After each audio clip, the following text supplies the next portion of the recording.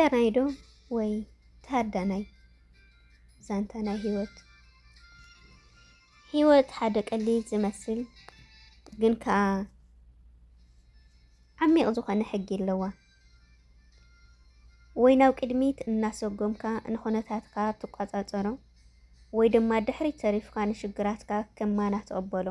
እዚ ማለት ንቑሕ ክትኸውንን ንህይወትካ ባዕልኻ ክትመርሓን ከለኻ እንተዘይኮይኑ ሓደ መዓልቲ ብግዜን ብኹነታትን ክትወሓጥ ኢኻ። ሰላም ሰላም ናይ ዝፋን ሳባዊት ቤተሰብ ክቡራት ኣሕዋተይን ሓተይን ከመይ ቀኒኹም?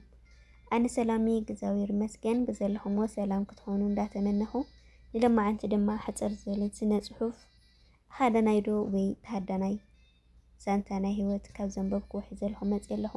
ሰናይ ምክትታል ክኾነልኹም ድማ ይምነ።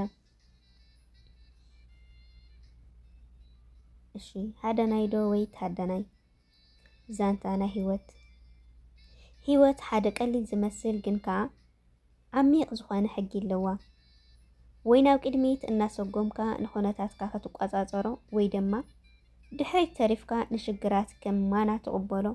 እዚ ማለት ንቑሕ ክትኸውንን ንህይወትካ ባዕልኻ ክትመርሓን ኣለካ።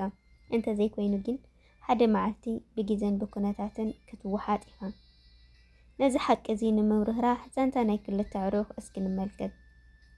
ኣብ ሓንቲ ዓዲ ክልተ ካብ ንእስነቶም ብሓንሳእ ዝዕረኹ ኣዕሩኽ ነበሩ። በርሀን ገብሩን ከዓ ይበሃሉ። ክልቲኦም ካብ ተመሳሳሊ ድሕረ ባይታ ዝመፁ ማዕረ ዕድላት ዝነበሮም እዮም ነይሮም። ግናኸ ንህይወት ዝነበረ መረኣያን ኣረዳድኣን ናይ ሰማይን ምድርን ዝተፈላለየ እዩ ዝነበረ። በርሀ ንቑሕን በሊሕን ነበረ። ነዛ ጥቕሲ ወይ ሓዳናይ ወይ ድማ ተሃዳናይ ከም መምርሒ ህይወቱ ገይሩ ወሲድዋ ነበረ።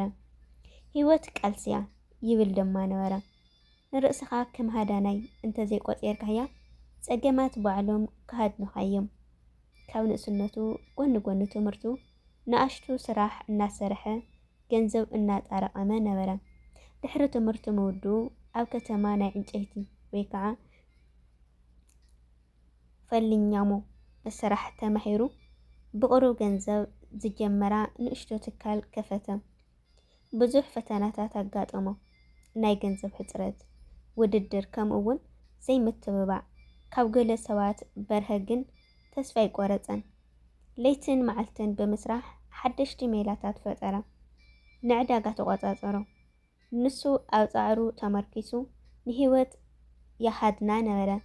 ንዕድላቱ ብምጥቃም ንሽግራቱ መፍትሒ ደሊ ድማ ነበረ። ገብረ ድማ ካብ በርሀ ብኣንፃር እዩ። ብኸፉ ዝመፀ ይመፅእ ዝብል ባህሪ ዝነበሮ ነበረ።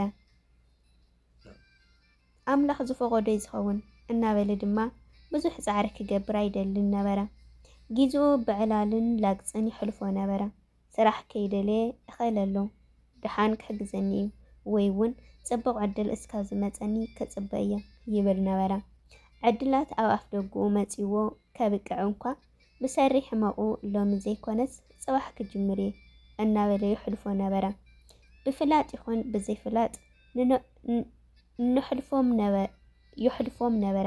ብፍላጥ ይኹን ብዘይፍላጥ ንነብሱ ብልቢ ፀገማት ንኽትሃድን ብሻላማላ ድማ ይገድፋ ነበረ።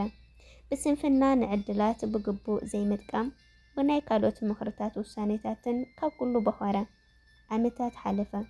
በርሀ እቲ ዝገብሮ ፃዕርን ጅግንነትን ካብታ ንእሽቶ ትካል ናብ ዓባይ ፋብሪካ ኣሰጋጊርዋ። ብዙሓት ሰባት ቀፂሩ ንስድርኡ ዝሓሸ ህይወት ኣንቢሩ ኣብ ዓዱ ከዓ ስሙይን ክቡርን ሰብ ኮነ። ንሱ ንህይወቱ ተቆፃፂርዋ ናብ ቅድሚት ተሰጎመ። ንሱ ሓዳኒ ኾነ። ገብረ ግን ኣብቲ ዝነበሮ ኩነታት ተሓፂሩ ተረፈ። ካብ ሰብ እናተፀበየን ዕድላት ዳግማይ ክመፅዎ እናማዓደወን ማዕድኡ ብኸንቱ ኣባኸነ። ኩነታት እናኻፍአ ምስ ከደ ከመርርን ንኻልኦት ክኸስስን ጀመረ። ንበርሀ እናረአየ ዕድለኛ እየ ይብል ነበረ እምበር ነቲ በርሀ ዝኸፍሎ ዋጋን ዝገበሮ ቃልስን ኣይዘክሮን ወይ ኣይቅበሎን ኣይደልን ነበረ። ገብረ ድሕሪ ትሩፍ ፀገማትን ብዘይ ዕግበትን ይህደን ነበረ። إذا زانتازيا نتحقي هيوت زبهال أقولها ترينايا ወይ ከንበርሀ ንቁሕ ኮይንካ ተወግሶ ወሲድካ ንህይወትካ ተቆፃፂርካ ንቅድሚት ትስጉም ሃዳን ድማ ትኸውን ወይ ደማኒ ከም ገብረ ኣብ ዝነበርካዮ ተሓፂርካ ዕድላት ክትፅበ ብኩነታት ኣልሽ ኢልካ ኢድካ ትብ ሽዑ ህይወት ባዕላ ብኮራስ ሽግራት ተሃድነካ እሞ ድሕረ ሰብ ድማ ትተርፍ እቲ ምርጫ ኣብ ኢድና ዝወከፍ ናዩ ህይወት ወይ ክንሃድና ወይ ክትሃድንና يا بحقي هيوتنا عبيدنا أم الرجعنا شللتنا تملينا يا لدحريت تترفنا كاب شللتنا نيت أواتينا أنت تغليسنا يا دمال عدمي توصل الناس الذي أزياد عميت صحب سلز خنتين بيولهم منها بيتسو لايكن شير سبسكرايبن مقبار كي ترسعو كأتالي بخالي كم زيلو على الناس دغمنا سنة صحفات حزالهم كماتية أسكاسعو مبرتا تعهم أي فليني كل جيزان يتقور لي مبرتا عزيزة مسكن بروح معلتي قررنا تسنيو